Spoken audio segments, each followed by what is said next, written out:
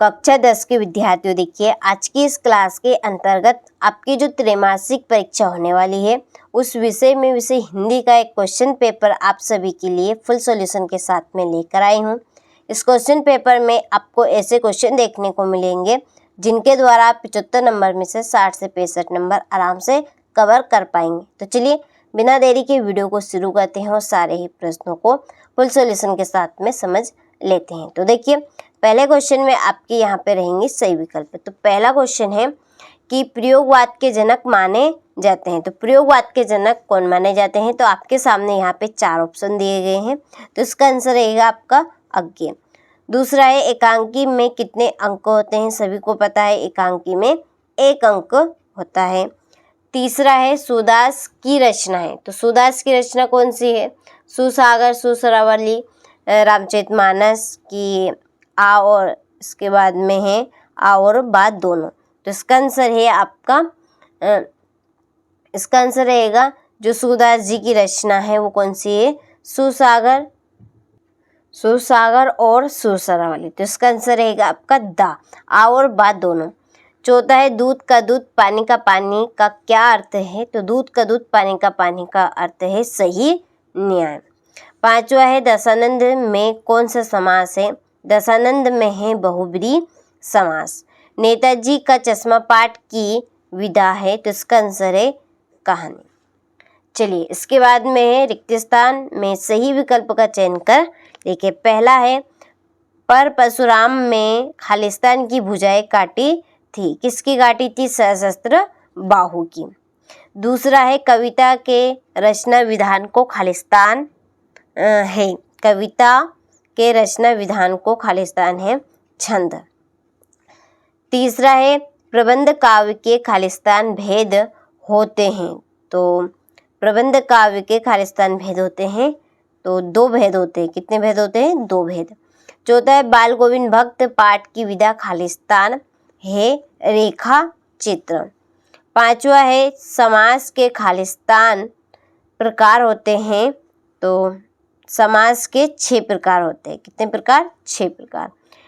गे गोट गंतोक का अर्थ खालिस्तान है। तो गंतोक का अर्थ रहेगा आपका पहाड़। ठीक है, चलिए इसके बाद में सही जोड़ी बनाइए। पहली है विनय पत्रिका।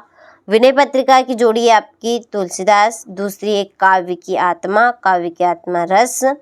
तीसरा है नगर पालिका का कार्य। नगर पालिका का क्या कार्य है? सड़कें पक्की करवा देना। चौथा है कमल का जादूगर। कमल का जादूगर है राम वृक्ष बेनीपुरी। आँख चुराना यानी कि नजरें बचाना। और छठा है देहाती दुनिया। देहाती दुनिया है पहला आंचलिक उपन्यास। ठीक है, चलिए तो यहाँ से आप स्क्रीनशॉट ले लीजिए। चलिए इसके बाद में एक वाक्य में उत्तर लिखिए। पहला है रामचरितमानस में प्रमुख रूप से छंद है। तो रामचरितमानस में आपका प्रमुख रूप से छंद है दोहा छंद। कौन सा? दोहा छंद। ठीक है, चलो तो स्क्रीनशॉट आप ले लीजिए। और देखिए अभी तक हमारी एप्लीकेशन के लिए आपने कॉल नहीं किया है तो डिस्क्रिप्शन में नंबर है इसी वीडियो की, वहाँ से आप कॉल कर लीजिए। देखिए सीट बहुत ही कम बची है, लगभग भरा चुकी है। तो जितनी जल्दी हो सके उतनी जल्दी आप अपनी सीट बुक कर लीजिए, क्योंकि वहाँ पर आपको जो ये आपका क्वेश्चन पेपर है इसकी PDF मिल जाएगी। ठीक है, चलिए क्वेश्चन नंबर 2 है चौपाई के प्रत्येक चरण में कितनी मात्राएं होती है? तो चौपाई के प्रत्येक चरण में 16 मात्राएं होती हैं।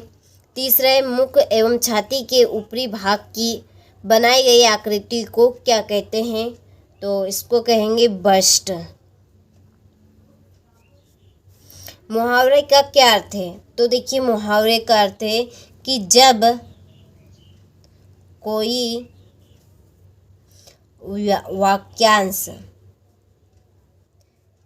कोई वाक्यांश प्रयोग होते होते, ठीक है, होते होते आपका यहाँ पे 2 बार है ये,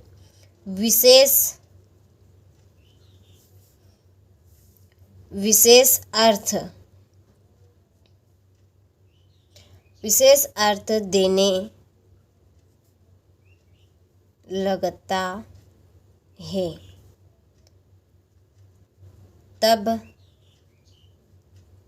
वह मुहावरा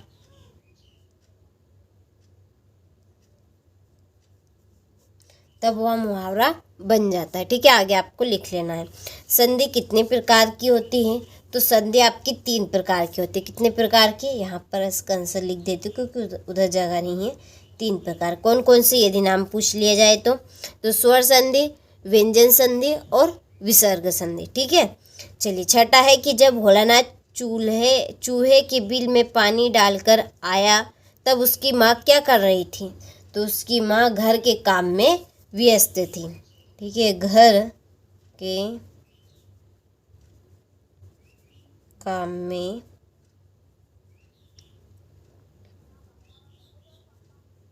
व्यस्त थी। ठीक है, चलिए इसके बाद में तो यहाँ से पहले तो स्क्रीनशॉट ले लीजिए। इसके बाद में सत्य सत्य। पहला कि साधु संत बालकों के दोष नहीं देखा करते। तो बिल्कुल सत्य बात है। जो साधु संत होते हैं वो बालकों के दोष को नहीं देखा करते कि बालक ने कौन सी गलती की है। ठीक है, चलिए दूसरा है रस के 4 प्रकार होते हैं। तो ये आपका सत्य है। तीसरा, हालदार साहब पर 15वें दिन कंपनी के काम के संबंध में उस कस्बे से गुजरते थे। तो इसका आंसर आपका बिल्कुल सत्य है, यानी कि एक मंदिर है, उस मंदिर से वो हमेशा ही गुजरते रहते हैं। ठीक है, लोकोक्ति का अर्थ लोक में प्रचलित उक्ति है, बिल्कुल सत्य। भोलानाथ के पिता फूल के कटोरे में उसे गोरस भात सान कर खिलाते थे। तो ये भी आपका सत्य है। रफ्ता रफ्ता का अर्थ रास्ता है, बिल्कुल गलत है ये। ठीक है, चलिए तो इस तरह से ये आपके सत्य सत्य कंप्लीट हो गए। चलिए इसके बाद में है क्वेश्चन नंबर 6 आपका कि नई कविता की विशेषताएं लिखिए। ठीक है, सूरदास जी की 2 काव्यगत विशेषताएं लिखिए। तो यहाँ पर देखिए ये हमने इनकी आंसर शीट कंप्लीट कर ली है। तो इसके पहले आप क्या करें, आप सारे क्वेश्चनों का अच्छे से शानदार तरीके से स्क्रीनशॉट ले। ठीक है, चलिए तो पहले मैं आपको सारे प्रश्नों को यहाँ पर स्क्रीनशॉट दे देती हूँ और फिर हम इनकी आंसर शीट देखेंगे। हो गया 13वां क्वेश्चन तक। यहाँ से देखिए भरोसा रखिए सारी चीज़ आपको वही देंगे जो परीक्षा में पूछी जाएगी और आपके लिए जो फायदेमंद है। ठीक है, चलिए ये आपका 20वां क्वेश्चन यहाँ पर, यह आपका 20वें का अथवा है और ये आपका 21वें का अथवा और ये आपका 22वां और 23वां। चलिए तो अब हम क्वेश्चन नंबर 6 से लगाकर 23 तक के सारे प्रश्नों की आंसर शीट देख लेते हैं। तो देखिए ये है आपका 6ठा क्वेश्चन, नई कविता की विशेषताएं। तो नई कविता की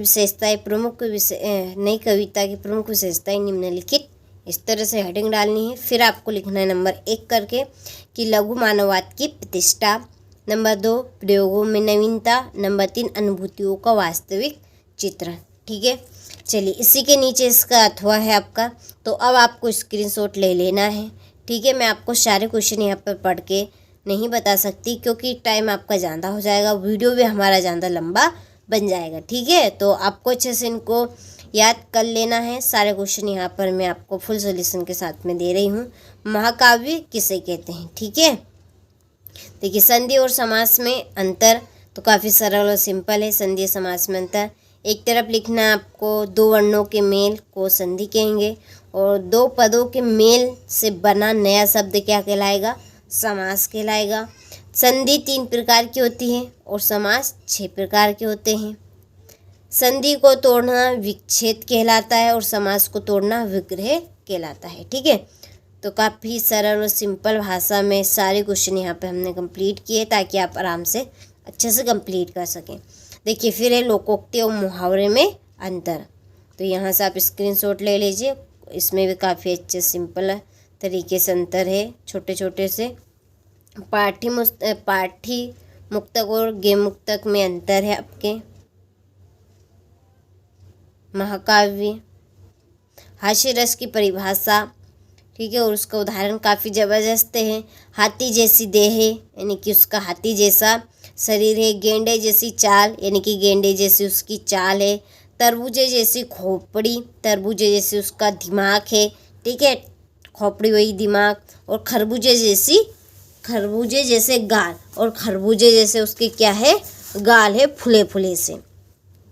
ये इसका अथवा है, ठीक है।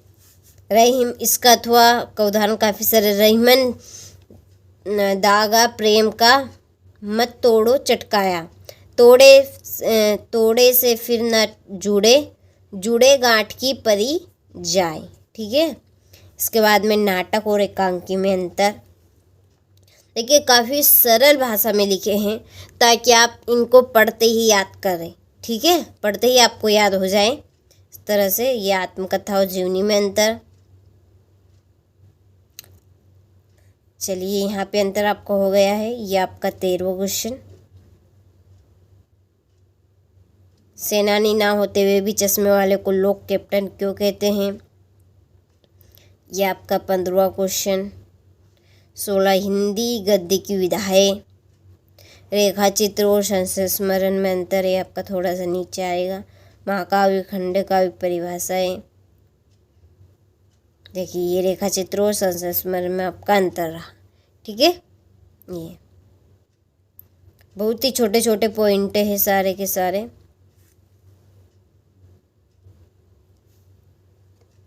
चलिए अच्छे से स्क्रीनशॉट लीजिए। 2 मित्रों के बीच परीक्षा की तैयारी पर संवाद। यहाँ पर ये आपकी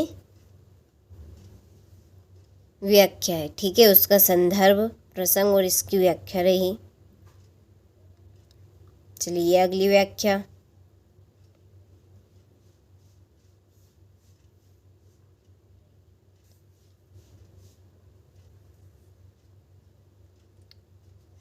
ठीक है, तो पूरी व्याख्या सहित आपको यहाँ पर हम सारे क्वेश्चन के आंसर दे रहे हैं।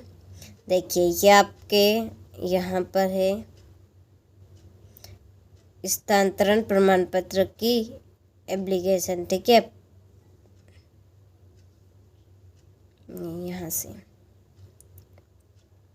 और ये आपका निबंध रहने वाला, ठीक है। अनुशासन का जीवन में महत्व हो गया, ये अनुशासन का